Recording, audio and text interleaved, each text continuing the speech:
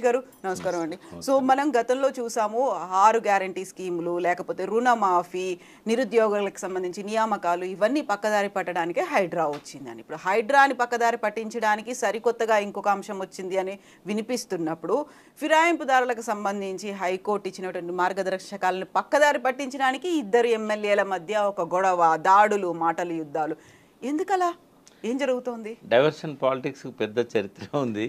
దాదాపుగా నీలం సంజయ్ రెడ్డి కాలం నుంచి కూడా డైవర్షన్ పాలిటిక్స్ ఉన్నాయి. ఈ డైవర్షన్ పాలిటిక్స్కు గురువు ఎవరు అంటే తెనాలి రామకృష్ణుడు.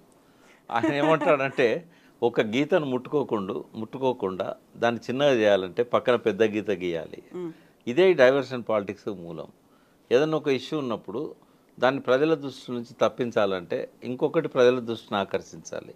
కాబట్టి ఒక పెద్ద ఇష్యూని క్రియేట్ చేయాలి. అట్లా ఆ ఇష్యూస్ని క్రియేట్ చేసే క్రమంలో మత కల్లాలు వచ్చినాయి, ఎంతోమందిని చంపేశారు.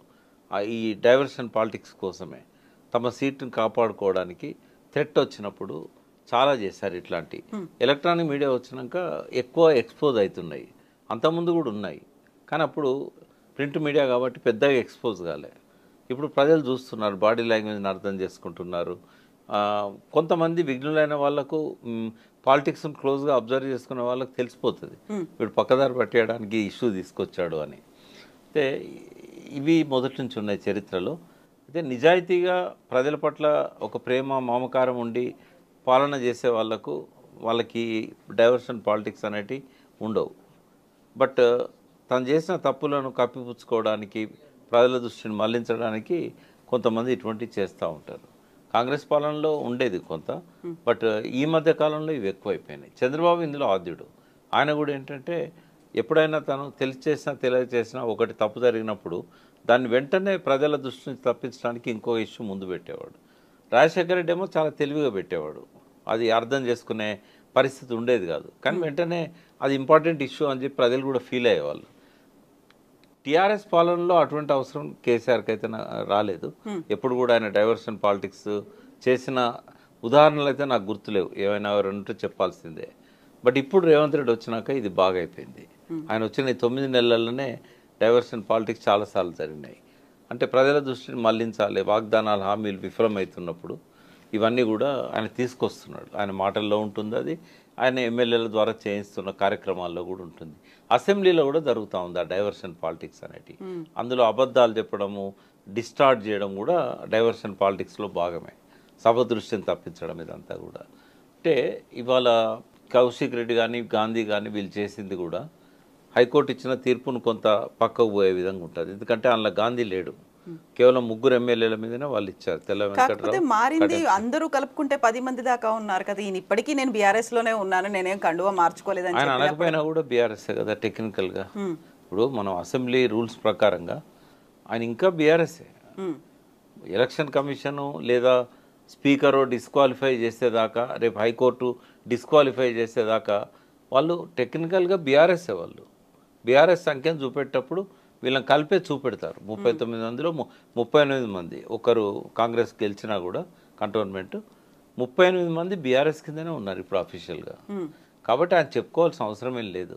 కానీ హైకోర్టు ఏదైతే ఇచ్చిందో యాంటీ డిఫెక్షన్ దానికి సంబంధించి వెంటనే షెడ్యూల్ను ప్రకటించండి అని చెప్పి స్పీకర్కి ఆదేశాలు ఇచ్చారో దాన్ని కొంత డైల్యూట్ చేయడానికి ఇది పనికొస్తుంది. నిన్న కౌశిక్ రెడ్డి వాళ్ళే పోయి దాన్ని ఇంప్లిమెంట్ చేయండి అన్నారు. ఇలా వాళ్ళు చేసిన పని వల్లనే అది డైవర్ట్ అయిపోయింది. అంటే కొందరేమో ఉద్దేశపూర్వకంగా డైవర్షన్ పాలిటిక్స్ చేస్తారు, కొందరేమో తెలిసి తెలియక యాదృచ్ఛికంగా చేస్తారు. దీని వెనకాల కేసీఆర్దో హరీష్ రావుదో వ్యూహం ఉన్నదని నేను అనుకోవట్లేదు. ఇది కౌశిక్ రెడ్డి ఇమ్మెచ్యూర్డ్గా సడన్గా ఈ రెచ్చగొట్టే విధంగా చీరగాజులు చూపెట్టి ఈ గాంధీని రెచ్చగొట్టే విధంగా ఆయన మాట్లాడిన మాటలు ఈ డైవర్షన్ కారణం తప్ప ఇది పార్టీ ఆలోచించి తీసుకున్నదో, కౌశిక్ రెడ్డి తీసుకున్న నిర్ణయాన్ని ఈ రకంగా మాట్లాడతాడని అనుకోకుండా వాళ్ళు ఇచ్చిన పర్మిషను, కానీ ఇంటెన్షనల్గా డైవర్ట్ చేయడానికి బీఆర్ఎస్ చేసిన ప్రయత్నం కాకపోవచ్చు అని నేను అనుకుంటున్నా. బట్ ఏమైనా డైవర్షన్ పాలిటిక్స్ మంచిది కావు. నేరుగా ప్రజలతో విషయాలు చెప్పగలగాలి, ఎడ్యుకేట్ చేయగలగాలి. కానీ అంటే మనల్ని ఏమంటారంటే వీళ్ళు ఎప్పుడో శతకాల మనుషులు ఇట్లా మాట్లాడుతున్నారు, ఈ రోజుల్లో ఇట్లా జరుగుతుందా అనేది కూడా కామెంట్స్ వస్తాయి కింద. కానీ కోరుకుంటున్నాం. అప్పుడు ఎందుకు మాట్లాడలేదు, ఇప్పుడే ఎందుకు ఇప్పుడెందుకు మాట్లాడుతున్నారు మాట్లాడుతున్నారు అనేది. అదే వీళ్ళకి ఎక్కడ అర్హత, వీళ్ళు ఇదే తప్పు చేశారు కదా, ఇట్లాంటివన్నీ వస్తున్నాయి. అప్పుడు ప్రకాష్ గారు ఎందుకు రెస్పాండ్ అవ్వలేదు, అప్పుడు ఎందుకు కవిత ప్రశ్నించలేదు, ఇవే అవును, మాటలు వస్తాయి ఇవన్నీ కదా. వస్తే వాస్తవమే. బట్ మా లిమిటేషన్స్ అంతే. ఇప్పుడు ఎవరి లిమిటేషన్స్ వాళ్ళకు ఉంటాయి. నాకున్న లిమిటేషన్ ఏంటంటే గవర్నమెంట్లో భాగమై ఉన్నా. ఒకవేళ భాగంగా లేకపోతే నేను మాట్లాడేవాడిని. భాగంగా ఉన్నప్పుడు మీడియా ముఖంగా మాట్లాడలేము. వాళ్ళకి చెప్పగలుగుతాం ఇది తప్పు, ఇది కరెక్ట్ కాదు, ఇట్లా మార్చుకోవాలి. కానీ మీడియా ముఖంగా మాట్లాడితే ఏమైందంటే అది వయలేషన్ చేసినట్టు అవుతుంది. వాళ్ళు ఇచ్చిన స్వేచ్ఛను దుర్వినియోగం చేసుకున్నట్టు అవుతుంది. ఎవరైనా అంతే. ఇప్పుడు రేవంత్ రెడ్డి సీఎం స్థానంలో ఉన్నాడు. అంతకుముందు ప్రతిపక్ష నాయకుడిగా ఉన్నప్పుడు మాట్లాడినట్టు మాట్లాడకూడదు. బట్ ఆయన ఆ గీతం చెరిపేశాడు. ఇప్పటికి కూడా అదే భాష మాట్లాడుతున్నాడు. అది మంచిగా అనిపిస్తుంది. ఎవరికైనా కూడా తప్పు పట్టే విధంగా ఉంటుంది. డైవర్షన్ పాలిటిక్స్ వల్ల తాత్కాలికంగా ప్రజల కళ్ళను, ప్రజల దృష్టిని వాళ్ళు తప్పించగలుగుతారు కానీ శాశ్వతంగా తప్పించలేరు. ఏవైనా విషయాలు ప్రజల హృదయాల్లోకి ఒకసారి వెళ్ళినాయంటే తాత్కాలికంగా మీరు ఒక మేఘం అడ్డం వచ్చినట్టుగా తాత్కాలికంగా ఇష్యూని తీసుకొచ్చి ముందు పెడతారేమో, కానీ మళ్ళీ అది పైకి వస్తుంది. మళ్ళీ ప్రజల లోపల చర్చనీయాంశం అవుతుంది.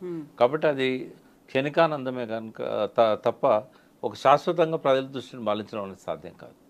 ఎన్నో అంశాలు అట్లా వచ్చి తెరమరుగా అయితే అనుకున్నవి మళ్ళీ మేజర్ అంశాలుగా ముందుకు వచ్చిన సందర్భాలు గతంలో చాలా ఉన్నాయి. కాబట్టి అది ఎవరు అనుకున్నా కూడా ఇప్పుడు రేవంత్ రెడ్డి టెంపరీగా హైడ్రాన్ తీసుకొచ్చి రైతు భరోసానో లేకపోతే రుణమాఫీనో పక్కదారి పట్టిస్తా అనుకుంటే అది తప్పు. ఆయనే లేటెస్ట్గా దాని మీద వస్తున్నది కూడా ఏంటంటే బయట రాష్ట్రాల్లో ఎన్నికలున్నాయి, కాంగ్రెస్కు డబ్బు కావాలి. ఇచ్చే రాష్ట్రాలు రెండే, కర్ణాటక అండ్ ఆంధ్రప్రదేశ్, తెలంగాణ. కర్ణాటకలో కూడా ఎగ్జాస్ట్ అయిపోయి ఉన్నారు. ఇంకా తెలంగాణ దిక్కు. రేవంత్ రెడ్డి అలా సమర్థుడని గతంలో అనిపించుకున్నాడు. 2 సార్లు కాంగ్రెస్ పార్టీని కాపాడిండు రాష్ట్ర ఎన్నికలలో, జాతీయ ఎన్నికలలో. కాబట్టి ఆయన మీద బాగా బరువు పెట్టారు. ఆ బరువు పెట్టారు కాబట్టి వాళ్ళు ఏం మాట్లాడట్లేదు. ఈయన ఏం చేసినా కూడా వాళ్ళు చూసి చూడనట్టు వదిలేస్తున్నారు. యాంటీ డిఫెక్షన్ లాంటి అంశాలను కూడా వాళ్ళ నిర్ణయాలకు, వాళ్ళ పార్టీ విధానానికి వ్యతిరేకమైనా కూడా రేవంత్ రెడ్డిని మందలించడం లేదు. ఈ ఉద్దేశం కోసమే హైడ్రాన్ తీసుకొచ్చాడు. ఇంత టార్గెట్ పెట్టారు వాళ్ళు. ఆ టార్గెట్ ప్రకారం ఆ డబ్బులు పంపించాల్సి ఉన్నది. ఆ డబ్బులు ఇప్పుడు లేవు కాబట్టి బిల్డర్స్ దగ్గర నుంచి కలెక్ట్ చేసి ఇవ్వడానికే ఇది చేశాడు. ఆ టార్గెట్ కంప్లీట్ అయిన తర్వాత హైడ్రా దూకుడు తగ్గుతుంది. హైడ్రాకున్న పవర్స్ అన్ని కూడా మున్సిపాలిటీలకు, జిహెచ్ఎంసీకి, హెచ్ఎండిఏకి పంపించేసి ఇది నిర్వీర్యం అవుతుందనే ఒక వాదన ఉంది. అది కూడా డైవర్షన్ కోసం హైడ్రాన్ తీసుకొచ్చిండని మనం అనుకున్నాం, కానీ దాని వెనకాల ఈ స్వలాభము, ఈ స్వార్థం, ఈ రాజకీయ లక్ష్యం ఉన్నది అనేది అనుకుంటున్నాం. రెండోది, గాంధీ లాంటి వాళ్ళు అకస్మాత్తుగా ఇంతకాలం పోకుండా ఇప్పుడే ఎందుకు పోయిండ్రు? షేర్లింగంపల్లిలో కూల్చివేతలు మొదలు కాగానే గాంధీ ఎందుకు చేరాల్సి వచ్చింది? ఇటువంటివన్నీ కూడా ఇప్పుడు జనం లోపల ఒక చర్చ నడుస్తూ ఉంది. కాబట్టి రేవంత్ రెడ్డి డైవర్షన్ పాలిటిక్స్తో పాటుగా వెనకాల ఇవన్నీ కూడా ఉంటాయి. డైవర్షన్ ఊరికే కేవలం దానికోసమే కాదు. ఒక డైవర్షన్ పాలిటిక్స్ తీసుకొచ్చాడు అని అంటే 2-3 ప్రయోజనాలు దాని వెనకాల ఉన్నాయనేది మనం అర్థం చేసుకోవాలి. హరీష్ రావు గారు ఇప్పటిదాకా కూడా చెప్పుకుంటూ వచ్చాడు, కేవలం ఈ రైతు రుణమాఫీని పక్కదారి పట్టేయడానికి తీసుకొచ్చాడు అని. అది ఒక్కటే కాదు, దాని వెనకాల ఇవి కూడా ఉన్నాయనేది నేను హరీష్ రావు గారికి గుర్తు చేస్తున్నాను. ఇప్పుడు 4 రాష్ట్రాల ఎన్నికల కోసమే హైడ్రాని తీసుకొచ్చారనుకున్నప్పుడు హైడ్రా ఒక మంచి కార్యక్రమానికి వచ్చింది, లేకుంటే భవిష్యత్తు కోసం, మన చెరువుల పరిరక్షణ కోసం, డిజాస్టర్ మేనేజ్మెంట్ కోసం తీసుకొచ్చామని చెప్తున్నప్పుడు ఇన్ని రకాల వాదనలు వినిపిస్తున్నాయి, ఇన్ని కోణాలు ఉన్నాయి, ఇన్ని డైవర్షన్స్ ఉన్నాయని చెప్పినప్పుడు నిజంగా ఒక చిత్తశుద్ధిగా హైడ్రాని ఎందుకు తీసుకొచ్చామనేది చెప్పాల్సినటువంటి అవసరం అయితే మళ్ళీ ఉంది కదా. ఆయన ఎన్నిసార్లు చెప్పినా ప్రజలు నమ్మరు. ఎందుకంటే ఏదైనా ఒకటి ప్రజల కోసం తీసుకొచ్చినప్పుడు దాని మీద కొంత చర్చ జరగాలి. అంటే బయట జరగకపోయినా గవర్నమెంట్లో జరగాలి అని ఏ ఆఫీసర్లతో మాట్లాడి హైడ్రాని తీసుకొచ్చాడు. ఇప్పుడు జలవనరుల శాఖలో నేను 7 సంవత్సరాలు పనిచేశాను. నేను ఇంజనీర్స్ని అడిగాను, ఎవరితో సమావేశం జరగలే. మైనర్ ఇరిగేషన్లో పనిచేసిన వాళ్ళు చాలామంది ఉన్నారు. హైదరాబాద్ లేక్స్ మీద పనిచేసిన అధికారులు చాలామంది ఉన్నారు. ఇప్పుడు ముందు ఫీడ్బ్యాక్ తీసుకోవాలి. ఏ చెరువులలో ఎప్పటి నుంచి అక్రమం మొదలైనవి, తర్వాత మనకున్న హక్కు ఏంటి, అసలు ప్రభుత్వం ఎట్లా ఆపగలుగుతుంది, గతంలో ఎందుకు ఈ ఆక్రమణలు జరిగినప్పుడు ప్రభుత్వాలు ఆపలేకపోయినాయి, చట్టబద్ధత ఎంత మేరకు ఉన్నది. ఎందుకంటే గతంలో హైకోర్టులే ఆర్డర్స్ ఇచ్చాయి, ఇది పట్టా భూమి, ఆ చెరువులో ఉన్నా కూడా దాని ఓనర్ అతనే. కాబట్టి పర్మిషన్స్ ఇవ్వండి అని మున్సిపాలిటీలకు డైరెక్షన్స్ ఇచ్చిన జడ్జిమెంట్స్ ఉన్నాయి. మరి అప్పుడు కోర్టు పర్మిషన్తోని ఆ ల్యాండ్లో బిల్డింగ్స్ కట్టిన వాళ్ళను నువ్వు ఎట్లా కూల్ చేస్తావు? తర్వాత ప్రభుత్వాలే పట్టాలు ఇచ్చినాయి. మొన్న కూడా కేసీఆర్ గారు 59 జీవో నంబర్ 59/58 ఆయన అధికారంలోకి రాగానే 60 గజాలు 70 గజాలు 100 గజాలు 200 గజాల్లో ఇండ్లు కట్టుకున్న వాళ్ళని రెగ్యులరైజ్ చేశాడు కదా. మరి అందులో బస్తీలు లేవా? ఆ బస్తీలో చెరువులు లేవా? ఆ బస్తీలు చెరువు శిఖంలో లేవా? ఆ బస్తీలు నాలాల మీద లేవా? బఫర్ జోన్లలో లేవా? మరి అడిగినావా? జీపీని పిలిచి కూర్చోబెట్టుకొని మన గవర్నమెంట్ ఇచ్చిన ఆర్డర్స్కి వ్యతిరేకంగా మనం కూల్చివేతలు టేకప్ చేయొచ్చా? అంటే ఆధార బాధరగా దాన్ని ఇంప్లిమెంట్ చేయడంలోనే ఒక దురుద్దేశం అనేది దాని వేరే స్వప్రయోజనాలు అనేవి మనకు కనబడుతూ ఉన్నాయి. సరే, దాన్ని ఆ ప్రజలు అనుమానించకుండా ఉండడానికి ఒక సిన్సియర్ ఆఫీసర్ని తీసుకొచ్చి పెట్టాడు. అంత మాత్రాన ఎఫర్ట్ సిన్సియర్ అని ఎట్లా అంటాం? ఇంకోటి అటాక్ చేయడమే సెలబ్రిటీ మీద ఎందుకు చేయాల్సి వచ్చింది? ఇవన్నీ ప్రశ్నలున్నాయి. తన లక్ష్యం నెరవేరిందేమో, ఇప్పుడు హైడ్రా దూకుడు అనేది ఆగిపోయింది. హైడ్రా చేయాల్సిన పనులు ఇప్పుడు జిహెచ్ఎంసీలకు అప్పచెప్పాడు, లోకల్ మున్సిపాలిటీలకు అప్పచెప్పారు. చట్టబద్ధత తీసుకొస్తా అన్నాడు, ఈ రోజు వరకు దాని మీద మళ్ళీ చర్చ లేదు. నిజంగానే చట్టబద్ధత తేవాలంటే ఇటువంటి చట్టాలు ఎక్కడెక్కడున్నాయి? హైదరాబాద్కున్న ప్రత్యేక పరిస్థితి ఏంది? ఇవన్నీ చేయాల్సిన అవసరం ఉన్నది. ఇవన్నీ కేవలం ఏంటంటే డైవర్షన్ పాలిటిక్స్లో కూడా స్వార్థము, తన స్వప్రయోజనాలు, పార్టీ ప్రయోజనాలు ఇవన్నీ కూడా దాగి ఉన్నాయి. ప్రజల దృష్టిని మళ్లించడం ఒకటే కాదు, ఇవి కూడా మనం గమనించాల్సిన అవసరం ఉంది. కేవలం మనం డైవర్షన్ పాలిటిక్స్ అనుకోవడానికి లేదు. ఈ ప్రయోజనాలు అన్నీ ఉన్నాయి కాబట్టి దీనికి ఎక్కువ ప్రచారాన్ని కల్పించి, ప్రచారం అంతా రావడానికి ప్రధాన కారణం సెలబ్రిటీ మీద ఫస్ట్ అటాక్ చేయడం. ఇంకా మొత్తం ఒక్కసారి తెలంగాణ ఆంధ్ర రెండు నెవరిపోయే విధంగా మీడియాలో అదంతా కనబడడం, నాగార్జున దాన్ని టచ్ చేశాడు, నాగార్జున కన్వెన్షన్ కూర్చేశాడు. ఇదేంటంటే బాగా పబ్లిసిటీ అయింది. దాంతో ఇక మిగతా అన్నీ మరుగున ఓడిపోయినాయి. అదే ఎక్కడనో ఒక చిన్న బిల్డింగ్ గుల్లగొడితే అది వార్త కాకపోయేది. ఇప్పుడు హైకోర్టు ఇచ్చినటువంటి గైడ్ లైన్స్ అని ఉన్నవి. దానం నాగేందర్, కడియం శ్రీహరి, తెల్లం వెంకట్రావు ఈ ముగ్గురికి సంబంధించి యాక్చువల్గా 4 వారాల గడువులో ఆల్మోస్ట్ ఒక వన్ వీక్ అనేది గడిచిపోయే స్టేజ్కి వచ్చినప్పుడు ఏం జరుగుతుంది, తెలంగాణలో రాజకీయాలు ఎలా అవుతాయని మీరు అనుకుంటున్నారు? అంటే డిస్క్వాలిఫై కాగానే ఎలక్షన్స్ వస్తాయి మళ్ళీ. బట్ ఎప్పుడు డిస్క్వాలిఫై చేస్తారనేది ఇంపార్టెంట్ ఇక్కడ. ఇప్పుడు స్పీకర్ దాని మీద పూర్తి విచారణ జరపాలి. సాక్ష్యాలన్నీ కళ్ళ ముందే ఉన్నాయి. తేల్చాలంటే వారానికి కంటే ఎక్కువ పట్టదు. ఒక 4 సిట్టింగ్లతోని తేల్చవచ్చు. బట్ అధికార పార్టీలోకి పోయారు కాబట్టి వాళ్ళు అంత తొందరగా తేల్చారు. గతంలో అయితే రాజశేఖర రెడ్డి గారినప్పుడు కిరణ్ కుమార్ రెడ్డి 3 ఏళ్ళు నాంచి 2009 ఎలక్షన్ల కంటే కొంచెం ముందు, ఒక 3 నెలల ముందో 6 నెలల ముందో ఆయన డిస్క్వాలిఫై చేశాడు అప్పుడు ఎమ్మెల్యేలను. మళ్ళీ ఎలక్షన్లు వచ్చే అవకాశం లేదు. కోర్టులు నేరుగా అసెంబ్లీ వ్యవహారాలలో జోక్యం చేసుకోవు, కానీ రాజ్యాంగ హక్కులను ఉల్లంఘించే పరిస్థితి వచ్చినప్పుడు మాత్రమే కోర్టులు జోక్యం చేసుకుంటాయి. ఇక్కడ ఏం చేయాల్సి ఉందంటే ఎమ్మెల్యేల ద్వారా స్పీకర్ మీద ఒత్తిడి పెంచి అఖిలపక్షం మిగతా వాళ్ళని కూడా కూడగట్టుకొని మజ్లిస్ని అవకాశం ఉంటే వాళ్ళ ద్వారా కూడా దీన్ని ఒక 3 నెలల్లో 2 నెలల్లో టైం పెట్టుకొని ఆ టైం ఫ్రేమ్లో తేల్చండి అని స్పీకర్ గారికి ముందే చెప్పాలి.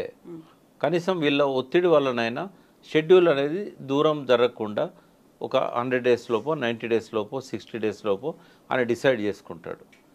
ఆయన పైన ముఖ్యమంత్రి ఒత్తిడి ఉంటుంది డెఫినెట్గా. ఆ ఒత్తిడికి సమాధానం ఆయన చెప్పలేడు. మిగతా ఎమ్మెల్యేల వైపు నుంచి ఒత్తిడిని కౌంటర్ ఒత్తిడి పెట్టాలి. నేనేం చేయాలంటే స్పీకర్ గారు అనే పరిస్థితి రావాలి. అందరు ఎమ్మెల్యేలు పట్టుబడుతున్నారు, నేను దీన్ని లాగలేను, హైకోర్టు కూడా తప్పుపడుతుంది, ఆ సిచ్యువేషన్ క్రియేట్ చేయాలి.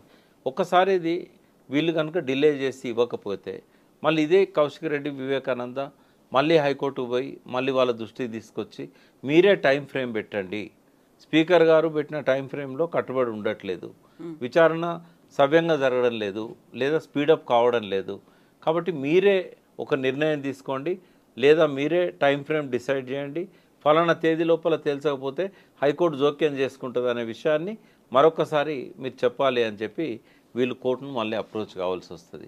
అయినప్పుడు మళ్ళీ కోర్టులో వాదోపవాదనలు జరుగుతాయి. సుప్రీంకోర్టు నుంచి అడ్వకేట్లను తీసుకొస్తారు. వాళ్ళు వచ్చి కొత్తగా చేసేది ఏముండదు, కొద్దిగా టైం బారో చేస్తారు.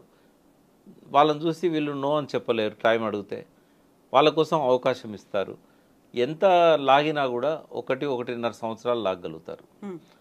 ఈ లోపల ఒకవేళ మిగిలిన ఎమ్మెల్యేలను కూడా రేవంత్ రెడ్డి తన దిక్కు తెచ్చుకోగలిగితే పార్టీకి పార్టీ విలీనమైనట్టు ప్రకటిస్తారు. ప్రతిపక్ష హోదా లేకుండా పోవడం, ప్రతిపక్ష హోదా లేకపోయినా పర్వాలేదు, పార్టీ ఏమవుతుందంటే కంప్లీట్గా లెజిస్లేచర్ పార్టీ విలీనమైనట్టుగా ప్రకటిస్తారు. అంటే ఇవన్నీ కూడా రేపటి రోజు టైం బారో చేయడం వల్ల రేవంత్ రెడ్డికి ఉండే అడ్వాంటేజ్ ఏంటి అంటే మిగిలిన ఎమ్మెల్యేలను కూడా నయాన్నో భయాన్నో తమ దిక్కు తెచ్చుకోవడానికి ఒక అవకాశం ఉంటుంది. ఇటువంటివన్నీ కూడా పార్టీ ఊహించి ఇట్లా జరుగుతుందని చెప్పి ఆలోచించి పార్టీని బలోపేతం చేయాలి, పార్టీ ప్రక్షాళన జరగాలి. ఎట్లా ఉండాలనడానికి ఒక చరిత్రలో ఒక ఆధారం ఉంది. పార్టీ ఎమ్మెల్యేలు పార్టీ నాయకుడిని ధిక్కరించినప్పుడు వాళ్ళని వెనక్కి తీసుకురావడానికి చట్టబద్ధంగానే కాకుండా ప్రజల మధ్య కూడా ఎటువంటి పరిస్థితిని క్రియేట్ చేయగలిగారు చరిత్రలోకి ఒక్కసారి పోవాలి. అందులో కేసీఆర్ది కూడా కీలక పాత్ర. ఎన్టీ రామారావును వెన్నుపోటు పొడిచి నాదెండ్ల భాస్కర్రావు ఎప్పుడైతే ముఖ్యమంత్రి అయిందో నెల రోజుల లోపల ఆయన గద్దె దించడానికి ప్రజల్లోకి వెళ్ళి వాళ్ళని ఆర్గనైజ్ చేసి వాళ్ళకి విషయాలని చెప్పి వాళ్ళ ఎమ్మెల్యేల ఇంటి ముందట ధర్నాలు చేసి వాళ్ళని గెరావులు చేసి బయటికి రానియకుండా చేసి వాళ్ళ ఆస్తులను ధ్వంసం చేసి భార్య పిల్లల్ని భయభ్రాంతులను చేసి పోయిన ఎమ్మెల్యేలను మళ్ళీ వెనక్కి వచ్చేటట్టుగా ఎన్టీ రామారావు చేయగలిగాడు. ఆ పరిస్థితి ఇప్పుడు ఎందుకు లేదు? ధైర్యంగా ఎమ్మెల్యేలు ఈ పార్టీ తరఫున గెలిచి ఇంకో పార్టీ దిక్కుపోతే ఇంటి ముందట ఒక ధర్నా చేసినావా? ప్రజల్లోకి పోయి టీఆర్ఎస్ ఓటర్సే కదా వాళ్ళు, కేవలం ఒక ఎమ్మెల్యే వల్లనే అక్కడ అంత పార్టీ బిల్డ్ కాలే కదా. కాకుండా ఇప్పుడు చెప్తున్న మాట నియోజకవర్గ అభివృద్ధి కోసం, గతంలో బంగారు తెలంగాణ కోసం అని వచ్చినప్పుడు పునర్నిర్మాణం కోసం అనే మాట వస్తుంది, నియోజకవర్గ అభివృద్ధి కోసం అనే మాట చెప్తున్నారు ఎమ్మెల్యేలు. ఎన్ని మాటలన్నా చెప్పనియండి. అప్పుడు టీఆర్ఎస్లోకి కాంగ్రెస్ ఎమ్మెల్యేలు వచ్చినప్పుడు ఆ పార్టీ చేయలేకపోయింది. ఇప్పుడు బీఆర్ఎస్ ఎమ్మెల్యేలు కాంగ్రెస్లోకి పోయినప్పుడు బీఆర్ఎస్ చేయలేకపోయింది. ఇది ఒక అశక్తత. వీళ్ళ నిర్లిప్తతే ఈ అవలక్షణాలన్నింటినీ పెంచి పోషిస్తున్నది. పార్టీలు కనుక సవ్యంగా ఆలోచించినట్టయితే ఏ ఎమ్మెల్యే కూడా గోడ దూకడానికి ధైర్యం చేయడు. అంటే ఇవి నిర్జీవం అయిపోయినాయి. ఒక పద్ధతిలో పార్టీలను నడిపే శక్తి వీళ్ళకు లేదు. నిర్లిప్తంగా ఇంట్లో కూర్చుంటే ఇదే జరుగుతుంది. ప్రజల మధ్యకు వచ్చి ఉద్యమాలను బిల్డ్ చేయాలి. ఉద్యమ పార్టీ కదా, ఎందుకు చేయకూడదు?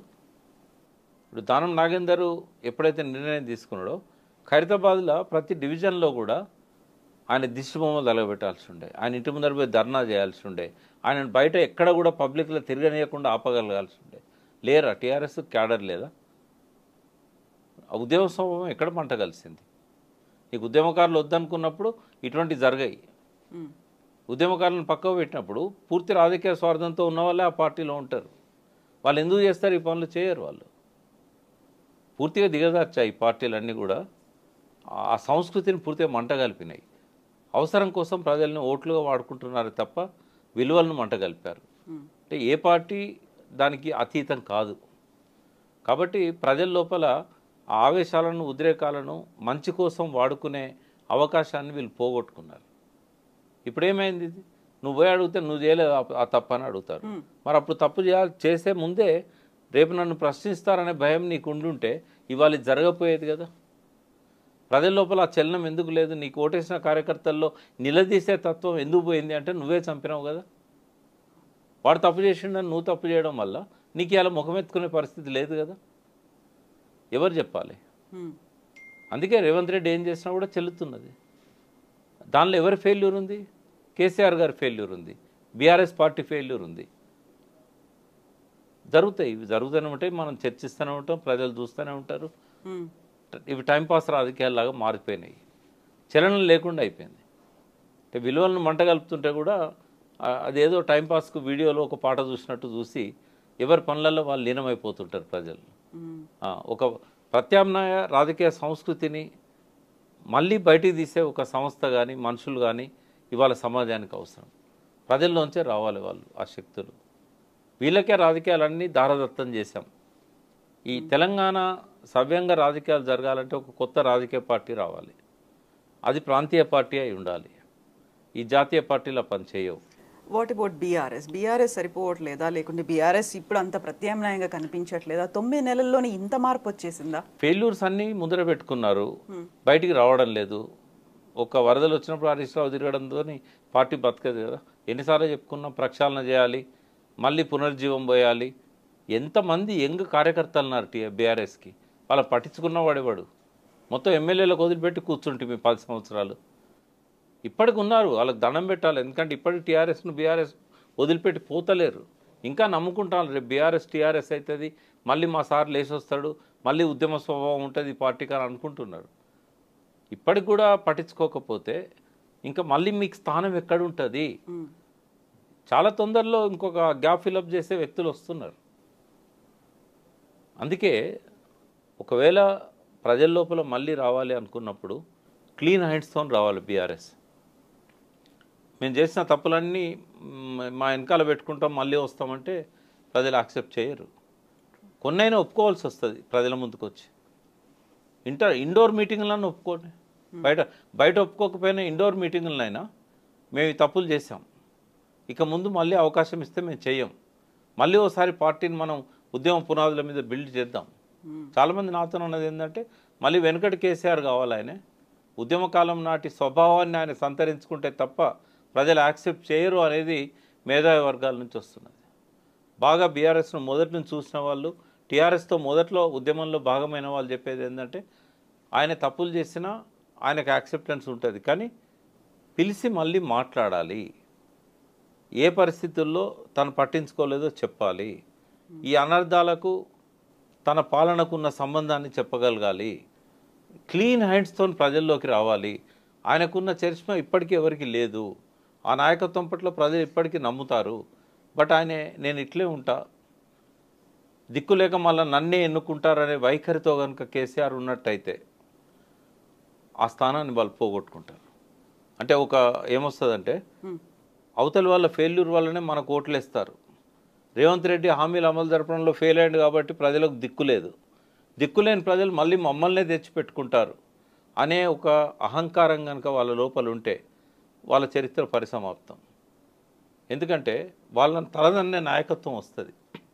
యంగ్ లీడర్స్లల్లో ఒక కొత్త రాజకీయ పార్టీకి పురుడు పోయాలనే ఆలోచనలు ఉన్నాయి, అవి కార్యరూపం దాలుస్తున్నాయి.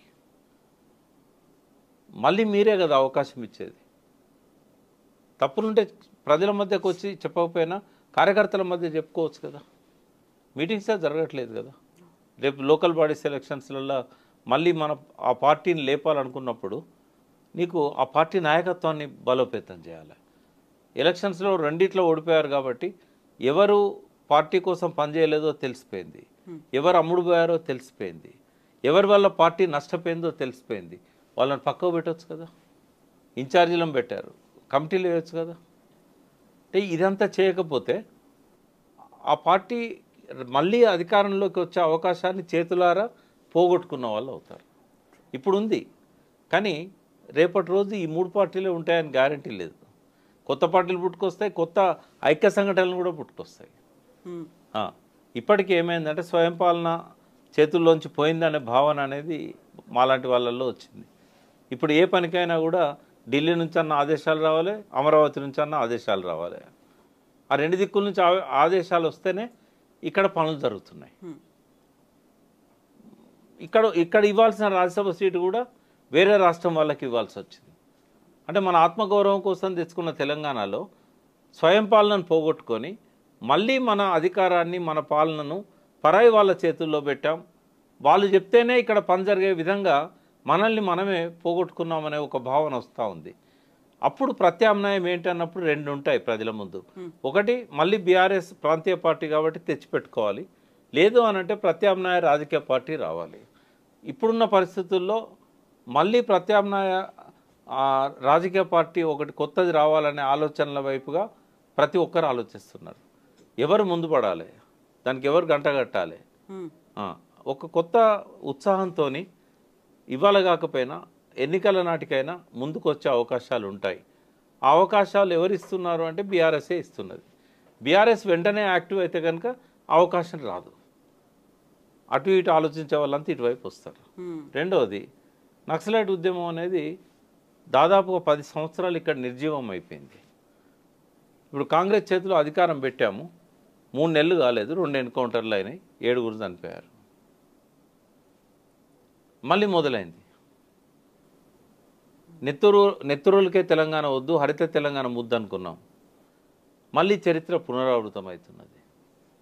అంటే మాలాంటి వాళ్ళ జీవితకాలంలోనే మేము సాధించిన విజయాలు మంట కలుపుతూ ఉంటే గుండె మండుతున్నది. దీనికి కారణం ఎవరు? ఇవన్నీ కూడా ఆలోచించాల్సిన అవసరం ఉంది. ఈ పనికిమాలిన వివాదాలలో పడిపోయి ఒకరినొకరు తిట్టుకుంటూ ప్రజలను ప్రేక్షక పాత్ర వహించేలాగా చేసినట్టయితే ఈ ప్రాంతానికి భవిష్యత్తు